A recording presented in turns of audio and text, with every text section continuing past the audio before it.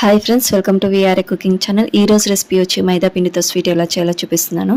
చాలా టేస్టీగా ఉంటుందండి. మీరు కూడా ఒకసారి ట్రై చేసి చూడండి. ఒక గ్లాస్ దాకా చక్కెర వేసుకోవాలి. చక్కెర వేసుకొని పౌడర్ చేసుకొని పెట్టుకోవాలి. అదే గ్లాస్లోకి నెయ్యి తీసుకొని ఒక బాండిలో వేసుకోవాలి. మీరు ఒకవేళ చిన్న గ్లాస్ తీసుకుంటే సేమ్ క్వాంటిటీలో చక్కెర తీసుకోవాలి. నేను తీసుకున్న నెయ్యికి ఇక్కడ అర్ధ కేజీ దాకా మైదా పిండి పట్టింది. ఇలా మీరు చిన్న గ్లాస్ నెయ్యి తీసుకుంటే కొంచెం పిండి కూడా తక్కువ పడుతుంది. చూసుకొని పిండి వేసుకొని ఇలా ఉండలు లేకుండా బాగా కలుపుకుంటూ ఫ్రై చేసుకోవాలి పిండిని. ఇలా ఒక 3 మినిట్స్ దాకా కొంచెం స్మెల్ వచ్చేదాకా ఫ్రై చేసుకున్న తర్వాత పూర్తిగా ఆరిన తర్వాతే మనం షుగర్ పౌడర్ని ఇందులో వేసుకొని ఉండలు లేకుండా బాగా కలుపుకోవాలి.